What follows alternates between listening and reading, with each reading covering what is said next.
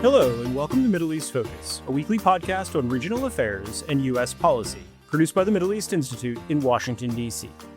I'm Alistair Taylor, MEI's editor-in-chief.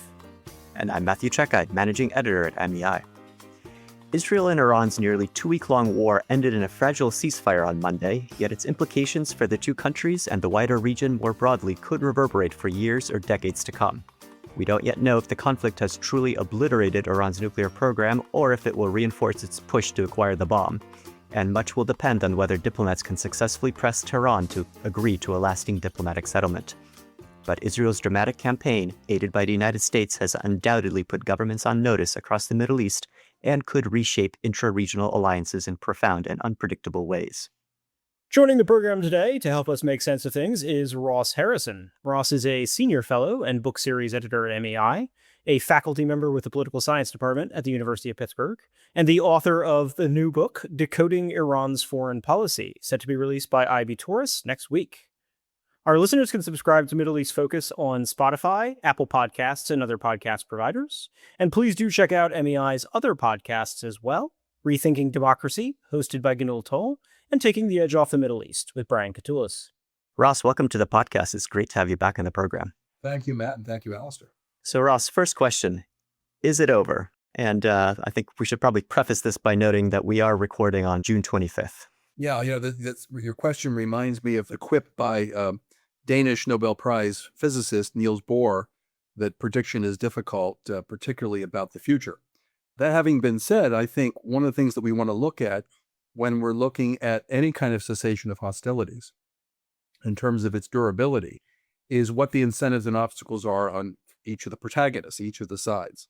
From my perspective, it's fairly clear that on the Iranian side, they want it to be over. There's an incentive for it to be over. Right now, my understanding of what's happening in Tehran is they're licking their wounds, trying to cut their losses.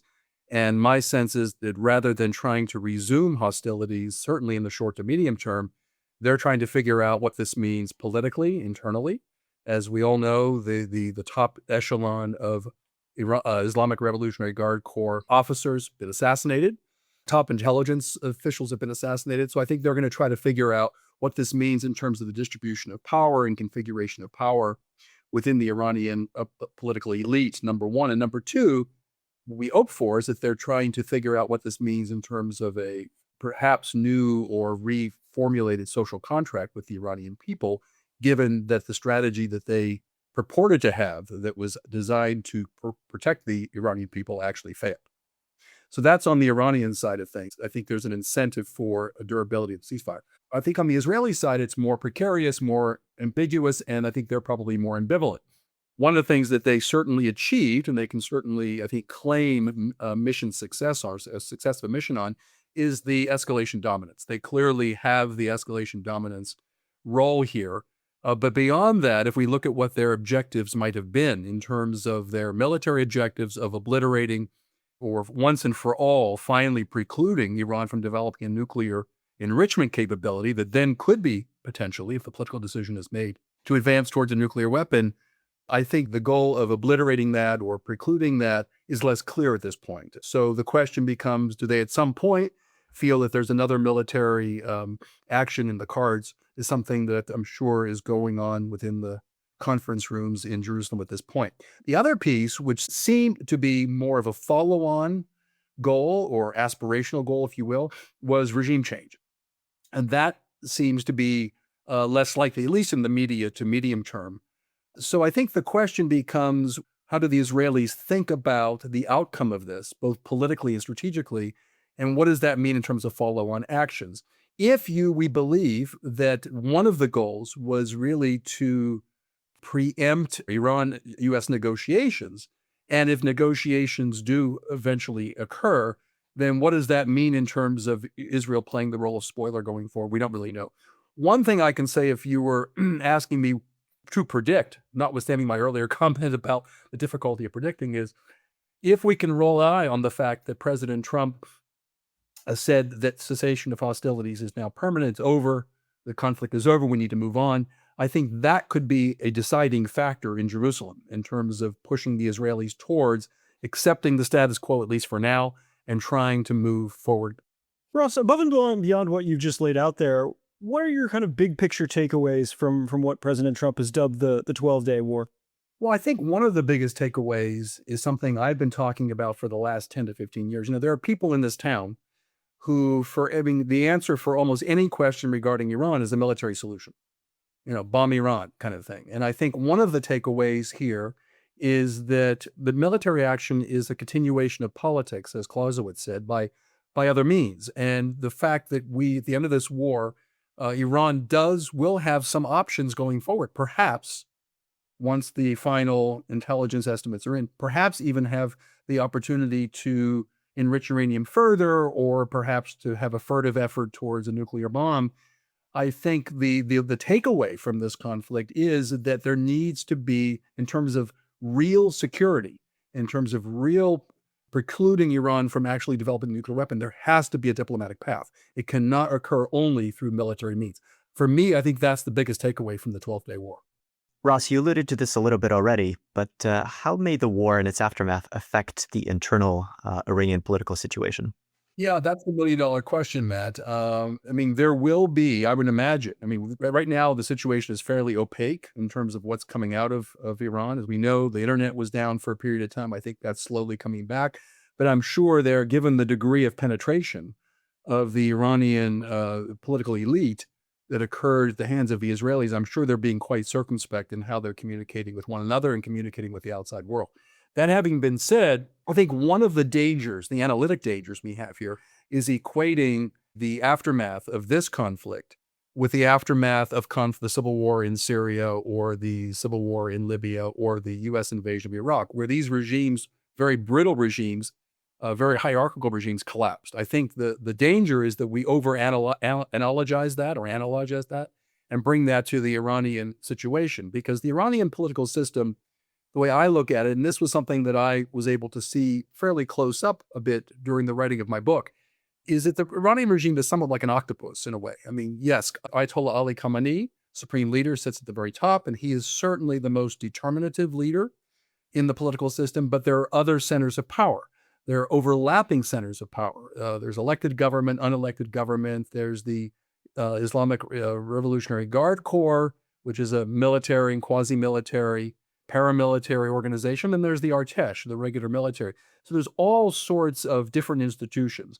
So the notion that somehow this will necessarily lead to a collapse of the Iranian political system, I think, is far-fetched. It could. All political systems do ultimately evolve and fail at some point in time. But I think that the likelihood that this is going to look like Iraq in 2003 is highly unlikely. That having been said, there must be, particularly at a time when Ali Khamenei is 86 years old, and there was already talk about succession, I think this probably will accelerate the discussions about succession and possibly even lead to some kind of reconfiguration.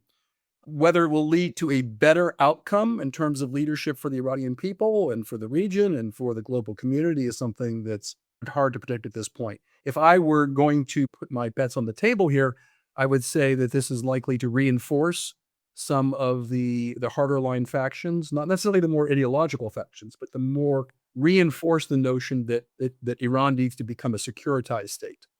And that has some implications we can talk about at a different point. But I think that would be the most likely outcome.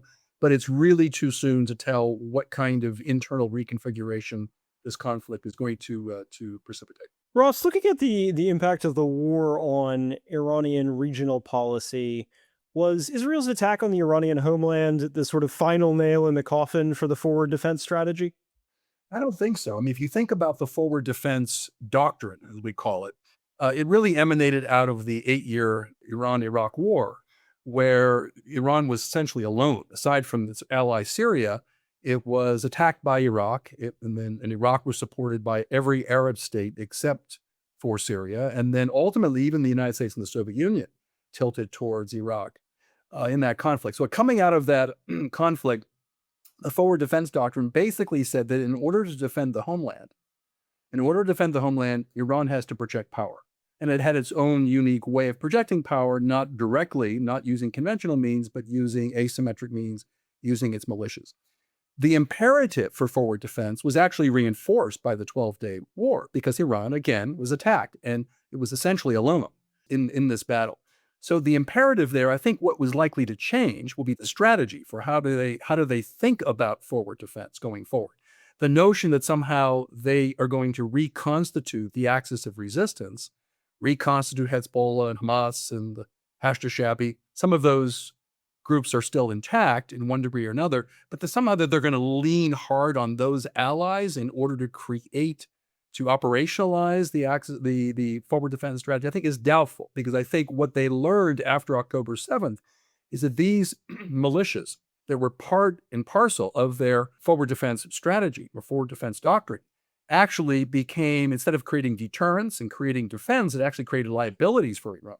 So I think they're going to have to figure out how to operationalize forward defense going forward, whether it's done politically, diplomatically, which is what they were moving towards in a way anyway, for the last 3 or 4 years, reestablishing relationship with the Arab world and so forth. They were moving in that direction anyway, whether they believe that forward defense can be advanced using diplomatic means and other forms of deterrence, or maybe even possibly the need to go dash for a nuclear weapon. That's something that remains to be seen. The other piece of this, I think, that is very important is there's another state that has its own form of forward defense, and that is the state of Israel. Because after October 7th, right, they believe that the only way for them to secure the homeland is to project power in the broader region.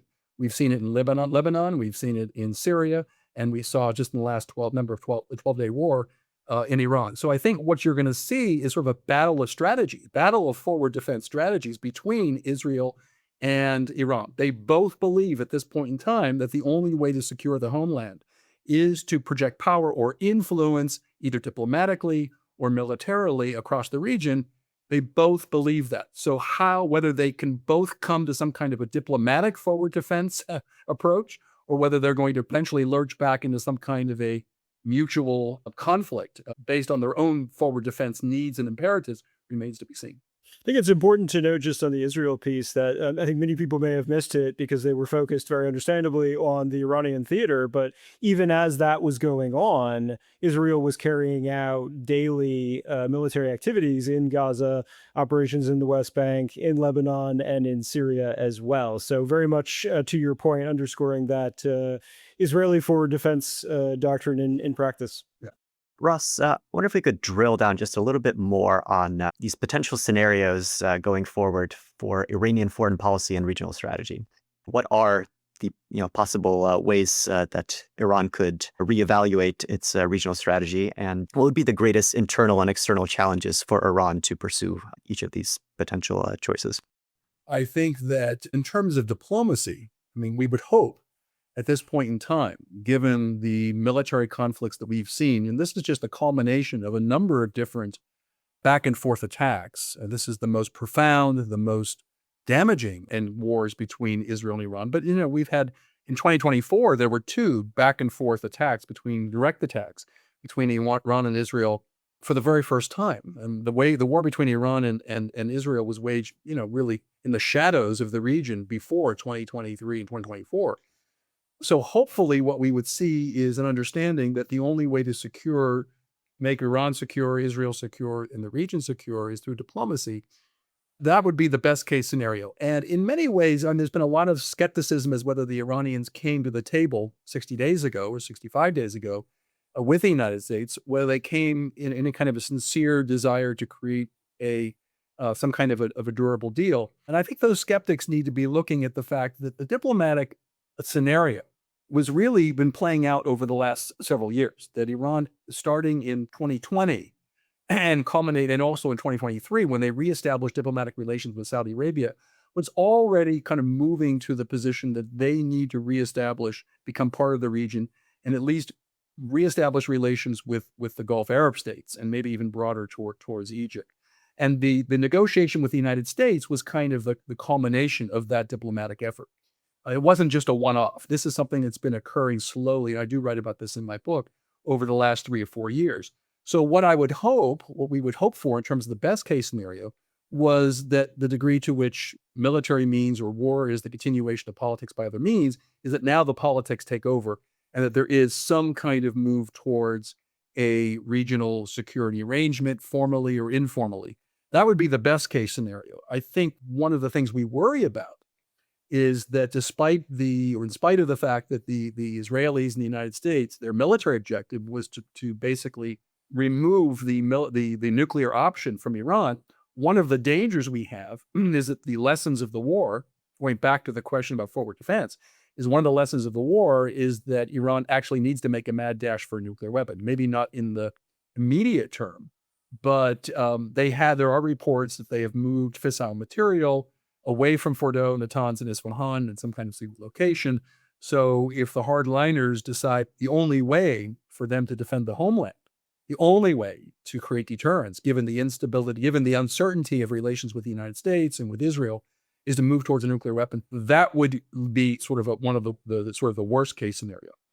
So you might see something, in terms of likelihood, you might see a debate going on, I would imagine, in Iran today about either sort of which scenario, which pathway, now that they're sort of at a decision tree moment, which pathway will they take? Or maybe there'll be a hybrid. Maybe they will try to recreate deterrence, trying to in some way, they can't return to the status quo ante relative to their acts of resistance, but maybe beefing up some of their operations in Iraq and so forth, and also pursuing diplomacy. You might see a hybrid of the two as this debate occurs inside the Iranian political system.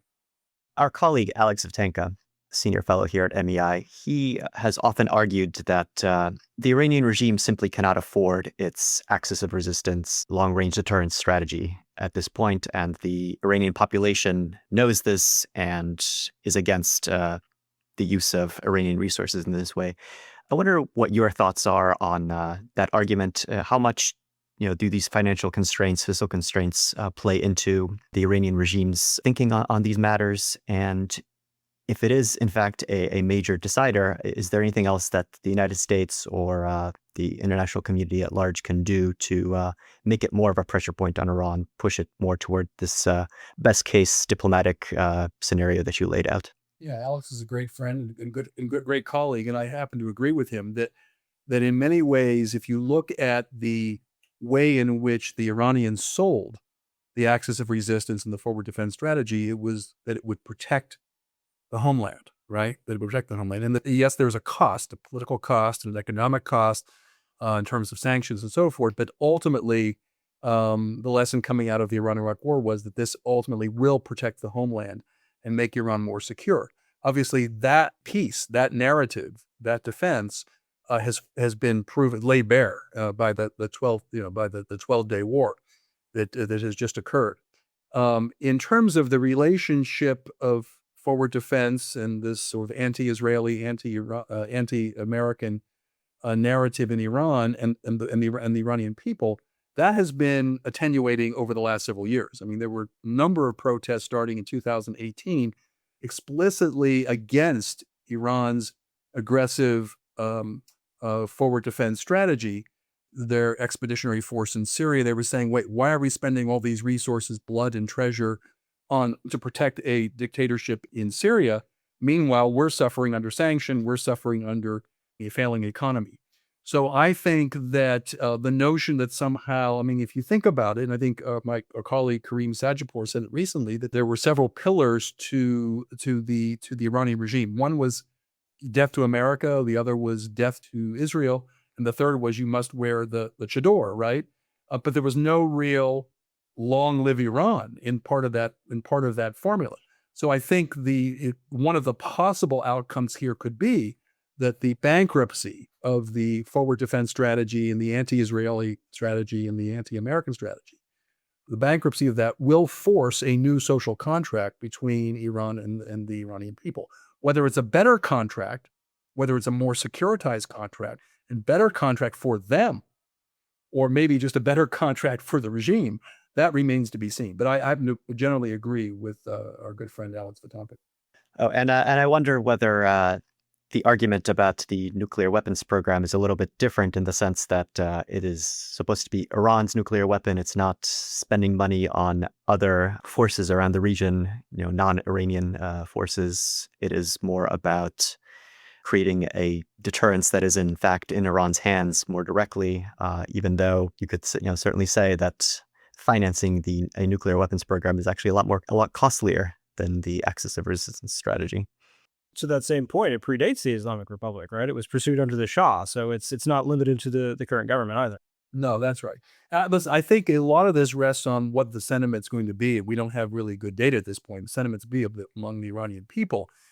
There were the early days of the conflict, early hours of the conflict. They were picking off some of the heads of the IRGC and the head of intelligence ministry and so forth. There was a certain, I don't know, glee is the right term, but there was a certain support. These were symbols of folks. These folks were symbols of oppression in Iran.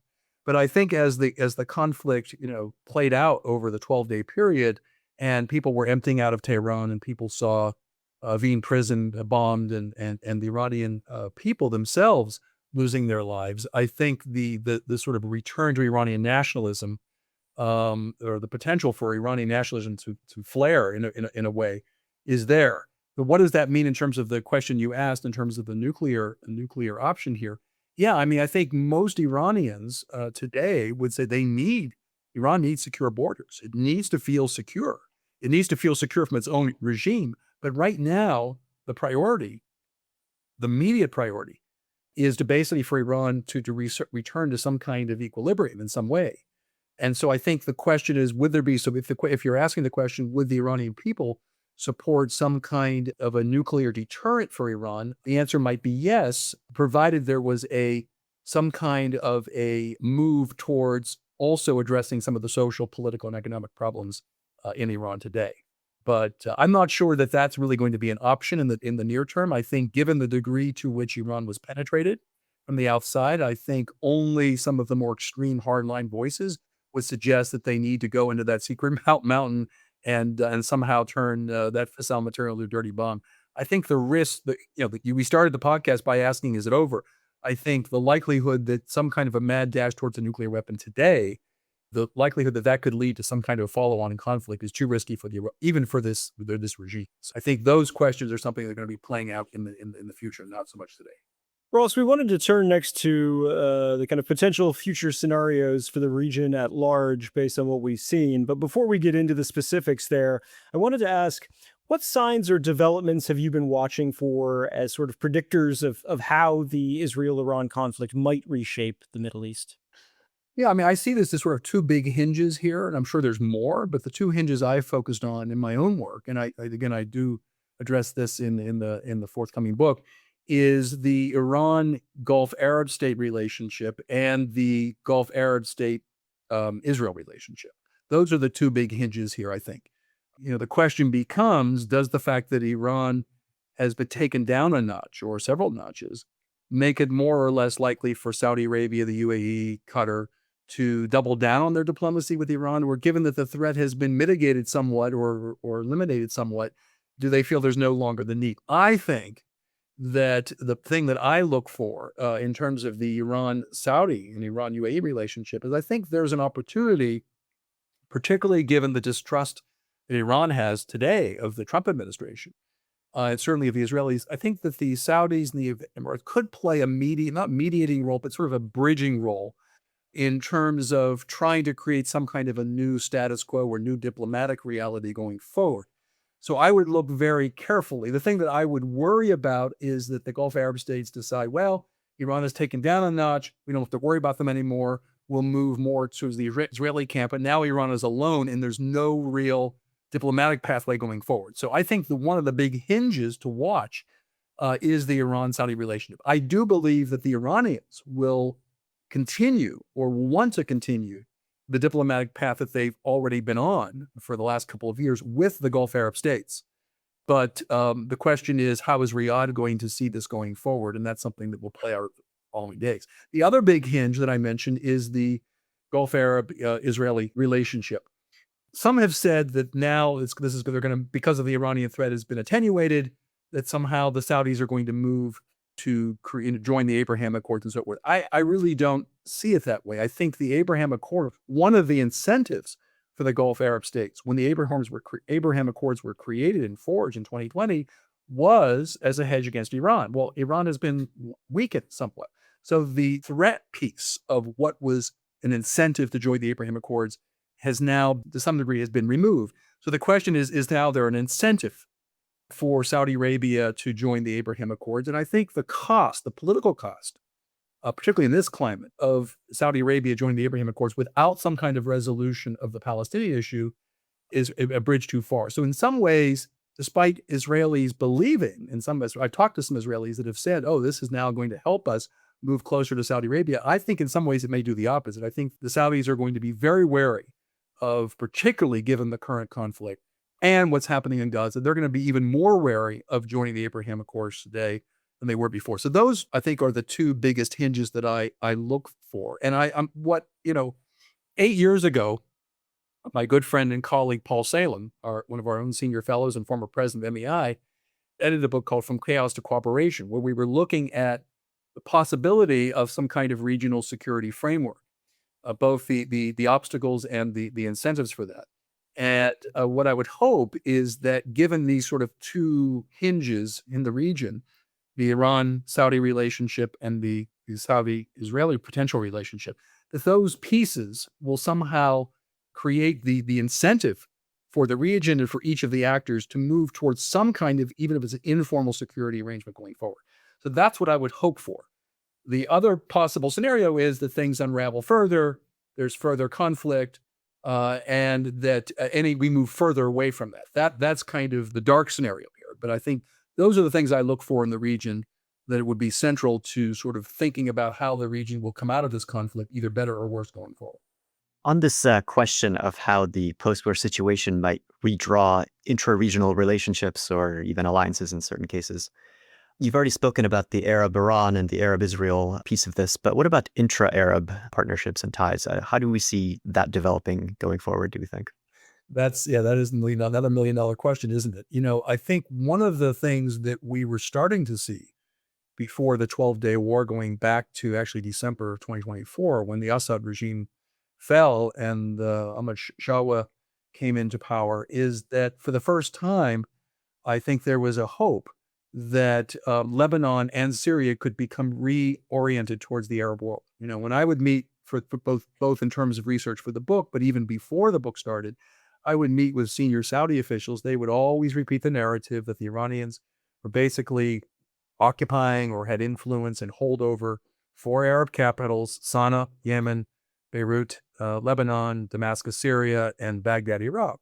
And I think that in the aftermath of October 7th and the taking down or the degradation of Hezbollah, Hamas, and the and the collapse of the Assad regime in Syria, for the first time, the ability for the Arabs to reintegrate these sort of failed countries into the Arab fold, the prospects were there for that. Whether, in fact, they can do that and they can create enough kind of unity among themselves in order to operationalize that in some kind of a clear way remains to be seen. The other piece that I think is interesting to consider is the GCC states themselves. I mean, if you think about the Gulf Cooperation Council, when was it formed? It was formed right shortly after the Iranian Revolution, 1979. Now, the stated purpose of the GCC was basically to protect those states during the Cold War. But the unstated piece, and in some cases it wasn't even unstated, was to protect as a hedge against this new revolutionary government in Iran. And that has operated some cases well, in some cases not so well.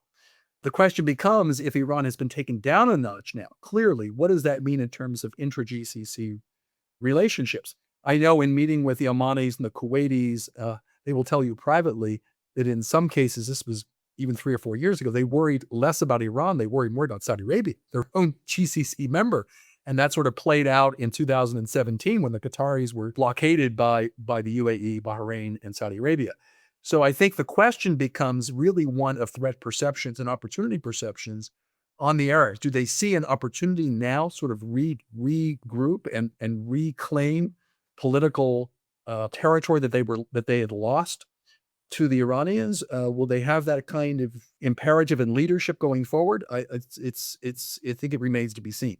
The one other thing that I think is important here is where Turkey fits into the picture, because one of the things that I heard from out of the Arab states in December of 2024, when Assad fell, was they worried about Turkey becoming the new Iran inside Syria.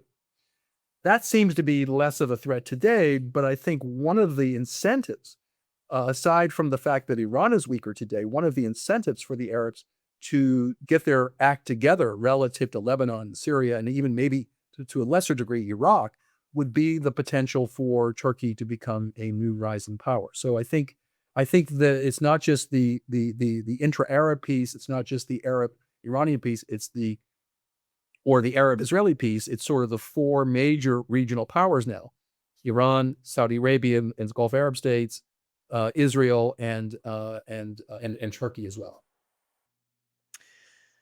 Zooming out just a little bit, Russia and China. The conventional wisdom has been that they've sort of been, they've sat out this current conflict. I wonder what your thoughts are on this question, or whether or not instead they are kind of positioning themselves more in a long game kind of approach.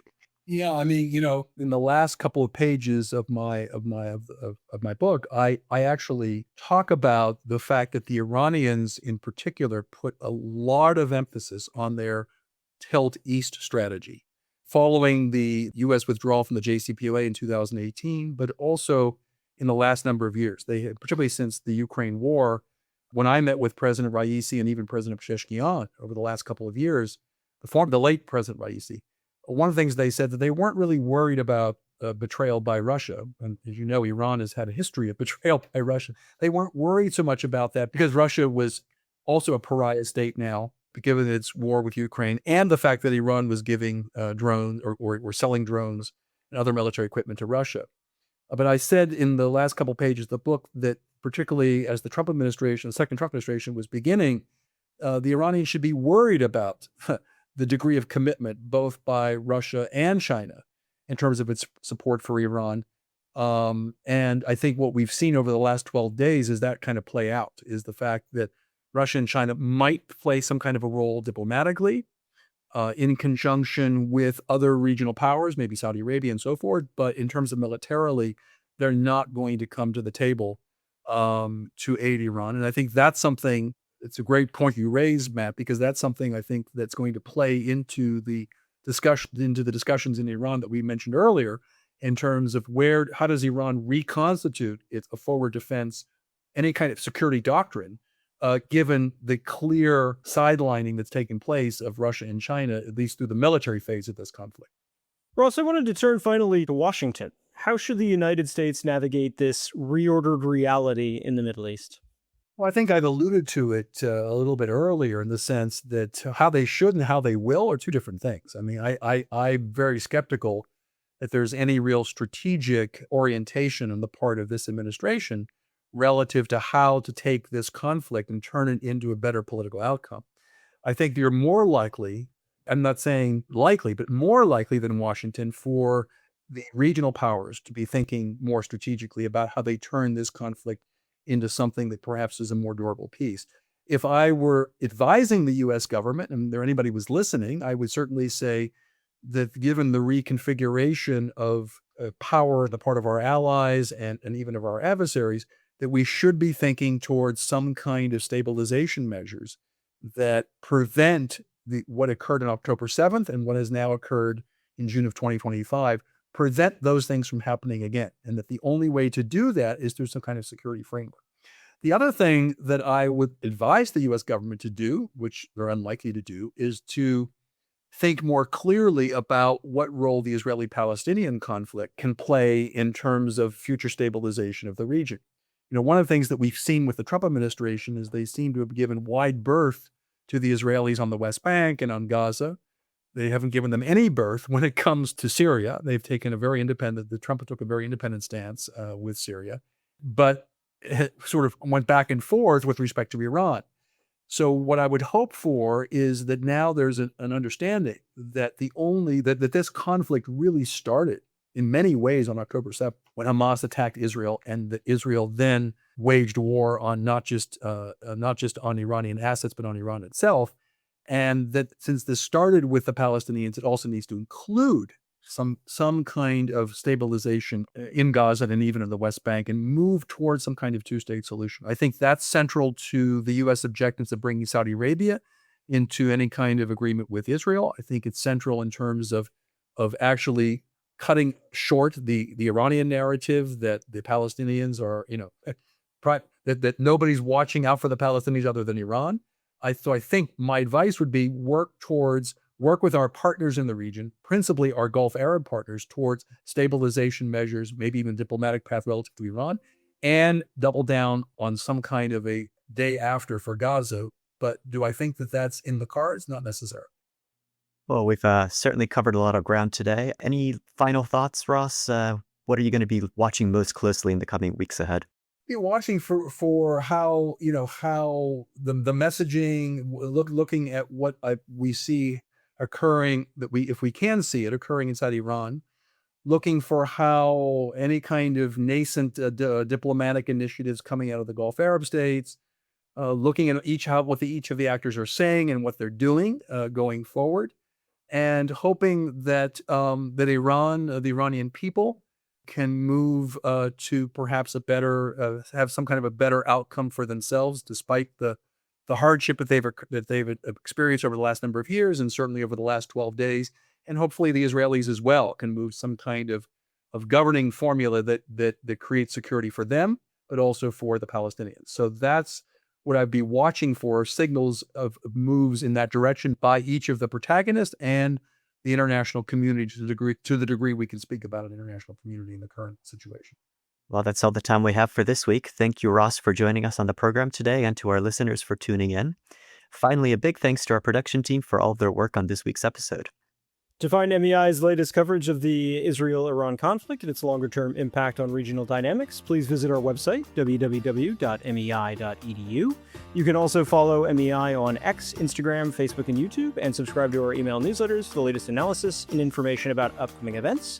Finally, for more information on Ross's new book, please check out the episode notes. We've included a link to that there. I'm Alistair Taylor. And I'm Matthew Czekaj. We hope you'll listen in again next week.